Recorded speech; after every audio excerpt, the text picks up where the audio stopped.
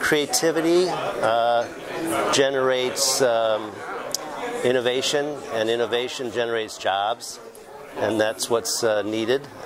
So people are gainfully employed, but they also have a sense of balance and meaning, that they're appreciated. If they're working and they're productive, then they're happy.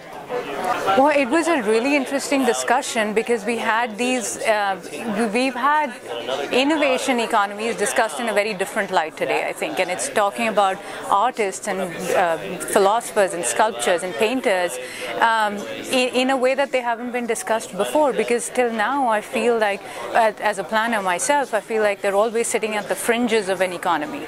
They're a byproduct of what happens, especially in a metropolitan city, and they're always trying to find a place for themselves. But the discussion we had today was trying to put them at the center of a development, and I think that's drastically going to change how we do things in San Diego and how we look at them. Instead of looking at trying to accommodate them, it's now reversed the discussion, and it's looking at how to develop around them. I think, the big takeaway for me is that it reinforced that necessity is the mother of invention, meaning that the real estate today, because of economic times, you can't just build and think that it's going to work. You have to create value in order for real estate development to work out.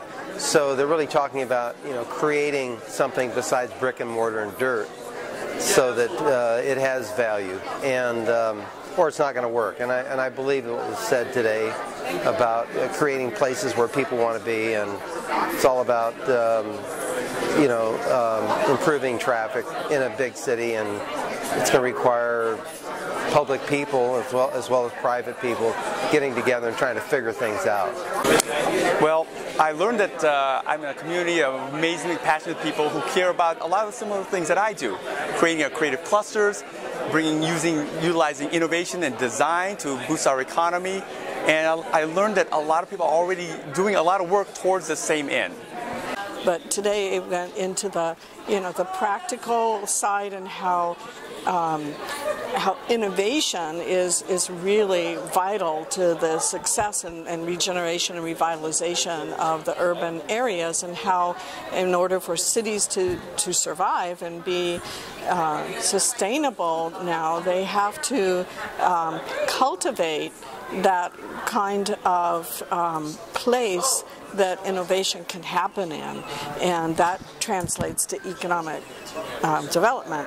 And it's the same thing I was saying a minute ago, is that the city of Chula Vista has done a great job in making the connection between environmental sustainability, energy efficiency, and economic development, but the missing component for us has been the arts and culture element to that.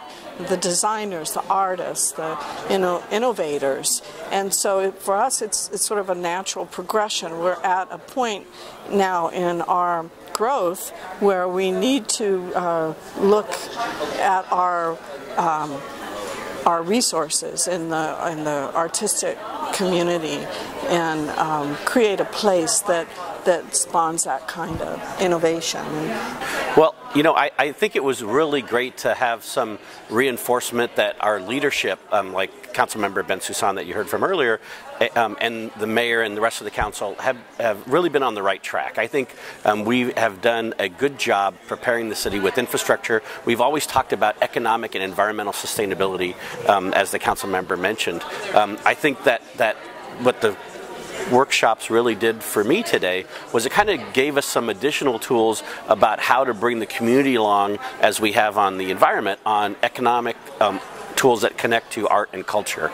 And we have really built some tremendous communities in Chula Vista, and some great commercial areas that are really fabulous places to live, but we maybe have not added that or branded that art and culture component to really make it a sense of place yet. So part of that, again, is not just doing it, but in an infrastructure component, but bringing the community along. So I think the Urban Land Institute deserves a lot of credit. They gave us tools to kind of engage the public and bring them along. The takeaway today is that a lot of people talk about this. A lot of people are on the same page about what to do and how to do it.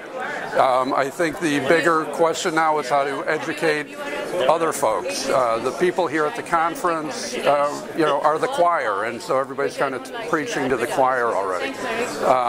But it's a universal question with a universal answer too. Collaborating, breaking down barriers, understanding where trends are going. It's all the same information. We heard people from Colorado today saying the exact same thing that we're saying in San Diego, and you heard tie-ins to Finland.